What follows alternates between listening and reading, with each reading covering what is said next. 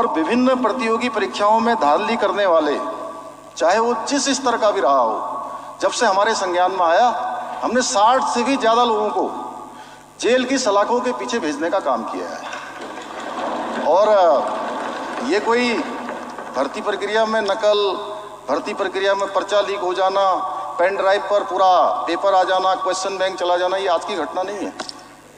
ये 2014-15 के कालखंड से ये चल रहा था, लगातार चल रहा था। और मैं उनका नाम भी नहीं लेना चाहता हूं जिन लोगों ने लोगों की नियुक्ति करी, मैं आलोचना भी नहीं करना चाहता हूं। लेकिन मेरे पास जब मामला आया तो हमने कहा पीछे जो भी हुआ होगा, एक गोपाल सिंह राणा जी पीछे बैठे हैं, एक बार इनके विधायक बनने के बाद मैं खटीमा का विधायक बना, तो ये मिल गए मुझे। मैंने कहा भाई साहब, अब मैं आपका उत्तराधिकारी हूं यहाँ का, जो भी काम आपने छोड़ रखे हैं वो भी पूरे करूंगा, और जो काम आपने सोचे थे उन कामों को भी आगे बढ़ाऊंगा, और कोई कहीं गलती हो रही है तो उसको सुधारने का काम भी मैं करूंगा। तो ऐसे ही जो पहले से जो काम चल रहे थे उनको हमने सोचा कि उनको ठीक करें, और देश का सबसे कड़ा कानून, नकल विरोधी कानून हमने यहाँ पर बनाया। और इतना ही नहीं, इस कानून में प्रावधान किया गया है कि अगर कोई नकल कराते हुए पकड़ा जाएगा, जो भी माफिया तंत्र होगा, उसको उम्र कैद तक की सजा का इसमें प्रावधान है। जो पहली बार पकड़ा जाएगा, दूसरी बार पकड़ा जाएगा, एक बार में 3 साल की, दूसरे बार में 10 साल तक उसको किसी परीक्षा में भाग लेने का कोई अवसर नहीं होगा। और जितनी संपत्ति है वो सारी की सारी संपत्ति जब्त हो जाएगी। मदन दा, इसको सीरियसली सुन लो, है, फिर मत कहना कि पेपर लीक है। तो उम्र कैद तक की सजा का प्रावधान है, पूरी संपत्ति जब्त करने का इसमें प्रावधान है। और हाँ, ये जरूर है, कुछ लोग पर्दे के पीछे रह के भी नकल करवाते थे, उनको भी इसमें, इस नकल कानून में यह भी प्रावधान किया गया है कि अप्रत्यक्ष रूप से भी कोई नकल करवाते हुए पकड़ा जाएगा तो उसके खिलाफ भी कड़ी कार्रवाई होगी, कड़ी कार्रवाई होगी। इसके पीछे एक ही हेतु है कि पूरी पारदर्शिता, समयबद्धता और परीक्षाओं का आयोजन हो। 3 परीक्षाओं का सफलतापूर्वक आयोजन किया जा चुका है, और आगे छात्रों को किसी भी प्रकार से देरी का सामना न करना पड़े। हमारे बेटे बेटियों को, भाई बहनों को, उनका समय बर्बाद ना हो, इसलिए इसका कैलेंडर भी जारी हो गया है। कैलेंडर के अनुरूप सारी भर्ती परीक्षाएं होंगी और निष्पक्ष होंगी। मैं दावे के साथ सदन में कह सकता हूं कि अभी तक नकल कानून आने के बाद किसी भी परीक्षा में कोई भी नकल नहीं हुई है, कोई नकल नहीं हुई। अब आप लोग कहते हैं कि हमने कुछ नहीं किया, महंगाई बढ़ रही है, पेपर लीक हो रहे हैं। हाँ, मैं मानता हूं कि सब कुछ बहुत जल्दी जल्दी नहीं हो सकता, प्रयास किया जा रहा है, ये जरूर है। आदरणीय यशपाल जी बोल रहे थे तो मैं कुछ लास्ट में सुन पाया, कुछ उधर से देख रहा था मैं उसमें स्क्रीन में। तो मैं कहना चाहता हूं कि हम इसके लिए प्रयास कर रहे हैं, और आप भी इसीलिए कह रहे हैं कि अगर कर सकते हैं तो मोदी जी के मार्गदर्शन में, उनके निर्देशन में हम ही लोग कर सकते हैं।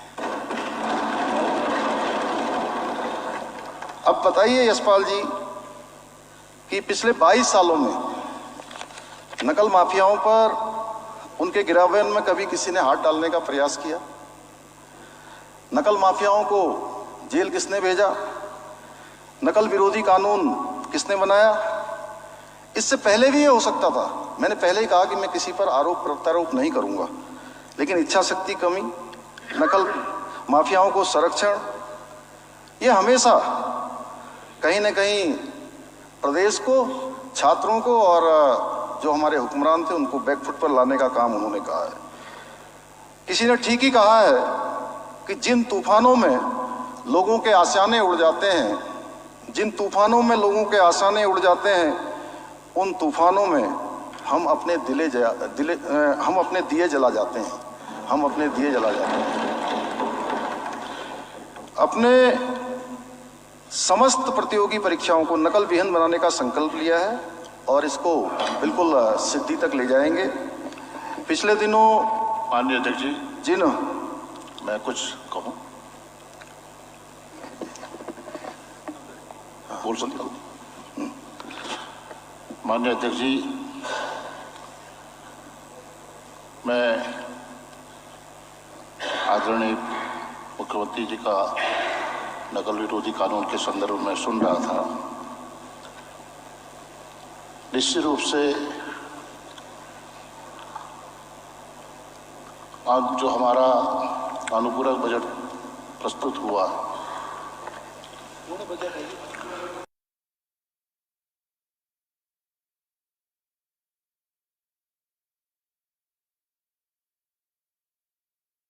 एजेंडा निर्धारित किया गया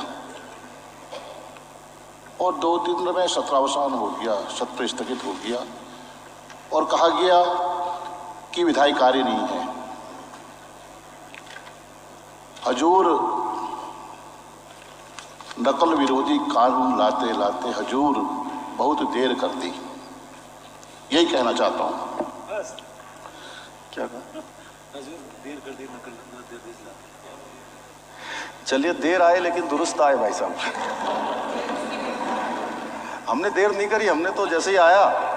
देखिए, ऐसा है कि मैं बहुत विनम्र होके इस विषय पर मैं कम से कम 2 घंटे तक बोल सकता हूं और मुझे पता है कि आप लोगों ने भी शॉर्ट किया है, इधर से भी शॉर्ट हुआ है, उधर से भी शॉर्ट हुआ है, तो मैं उस पर नहीं जाना चाहता। मैं इतना जरूर चाहता हूं कि ये विषय केवल राजनीति का विषय नहीं है। ये विषय उत्तराखंड के बच्चों का, हमारे इन भाई बहनों का, सबके भविष्य का विषय है। इनको सड़कों पर नहीं लाना है, इनको अपनी परीक्षाओं की तैयारियों में लगाना है। राजनीति करने के बहुत सारे मंच मिल जाएंगे और अभी तक 81 गिरफ्तार, 31 पर गैंगस्टर एक्ट के तहत इस पर कार्रवाई हो गई है।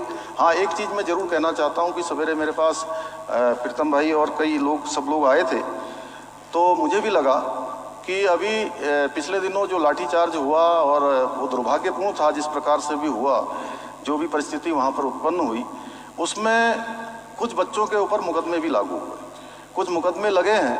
लेकिन मैं आज सदन में कहना चाहता हूँ इस पवित्र धरती पर कि जो बच्चे, जो भी भाई बहन आगे परीक्षाओं में जिन्होंने भाग लेना है, किसी भी प्रतियोगी परीक्षा में जिनको भाग लेना है, उनके सारे मुकदमे हम वापस लेंगे।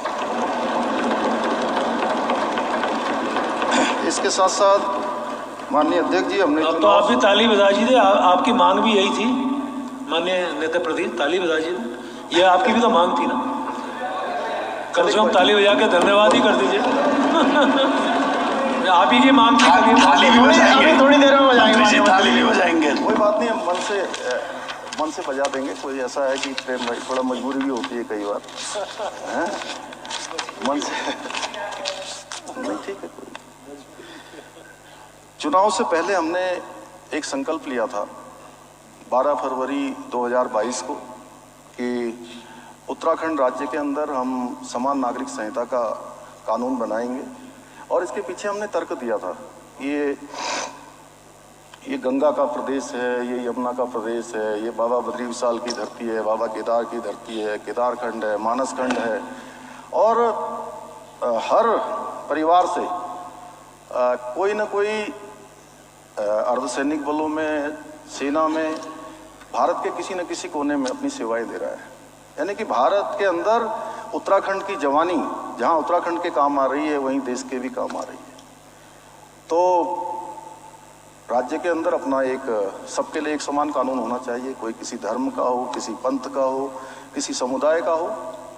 तो नई सरकार के गठन होते ही हमने सबसे पहले इस कमेटी का गठन किया है और कमेटी ने अनेकों स्टेक होल्डर से बात की है, अनेकों जगह पर जाकर लोगों से संवाद किया है। काफ़ी तेज़ी से उस पर ड्राफ्ट बनने की प्रक्रिया चल रही है। अगले आने वाले, मैं समझता हूं कि मई, जून, जुलाई तक वह ड्राफ्ट हमारा तैयार हो जाएगा और हम भारतवर्ष के पहले राज्य होंगे जहां ये समान नागरिक संहिता का कानून लागू हो जाएगा।